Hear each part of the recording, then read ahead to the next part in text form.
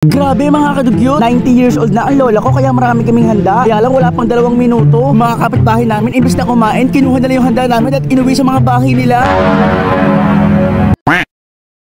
Isang umaga, binati ko si Lola Dugs ng happy 90 birthday. Dahil lola ko pinakamatanda sa lugar namin, hindi na namin kailangan maghanda kasi marami nagbibigay. Meron pa ito pianono galing Amerika. Ito naman ay tinatawag na BTS Suman kasi galing pang Korea. Ito naman yung tinatawag na lumpiang ducks kasi mahaba. Ito naman spaghetti puti, bihira lang ito makita sa Pilipinas. Ito naman siya narinig ko, tawag daw dito ay pabalo. Bukod sa lumpiang ducks, meron din kami lumpiang 7 inches. Ang pinaka-favorite ko sa lahat, spaghetti. Hindi ko alam kung anong tawag dito, basta pinagkaguluhan lang dyan yung hipon. Classmate ng lola ko ang may-ari ng Red Ribbon. Kaya naman meron din silang pake. Mantala si mama din naman ay bumili ng Gold Deluxe. Kompleto na ang mga cake. Habang kami naman ng tito ko na si Boy Ubo ay busy magpalobo ng lobo. Siyempre maglalagay tayo ng mga design kasi 90th birthday yan, bongga dapat. Kaya lang habang nagpapalobo kami, hindi pa kami nakakasampung lobo, hinahapon na si Boy Ubo.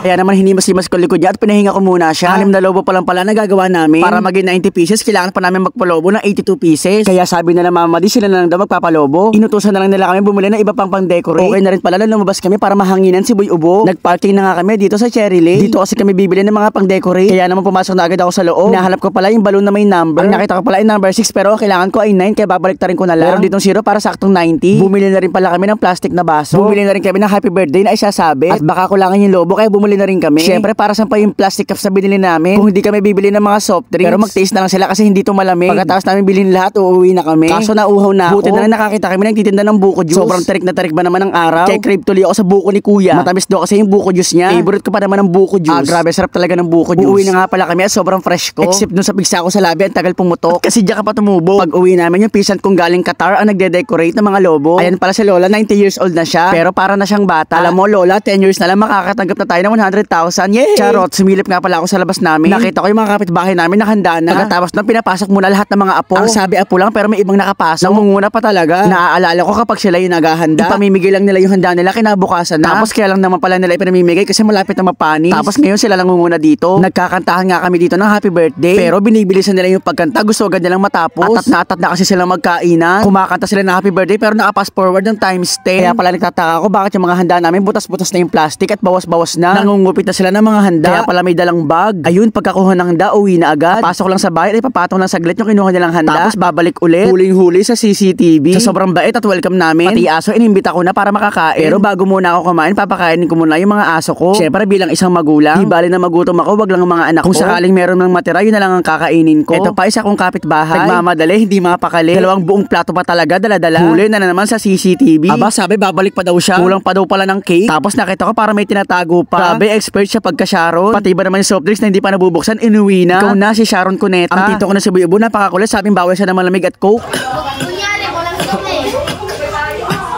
Meron na namang magte-takeout kaya hinarang ko. Tapos na siyang kumain, tapos ayan yung takeout niya. Kaya pala naubusan ng lumpia yung iba. Ikaw lang kakain pero 10 lumpia dala mo. Talagang lantara na makapagka-Sharon dito sa amin. Itong isa naubusan ng plato kaya gumawa ng paraan. Yung baso ginawa ng plato. Grabe ka Chambungga. Parang hindi ko kaya enjoyin ang pagkain kung may nagugutom sa tabi ko. Kawawa naman yung aso, aampunan ko na nga yan. Habang kayo nag-e-enjoy sa pagkain ako, ito nagugugis ng plato. Dahil nagbago na ako at gusto ko maging inspirasyon sa kabataan, kaya tutulungan ko ang mama ko. Sana nabusog kayo. So yun lang. Thanks for watching. Bye-bye. Ciao.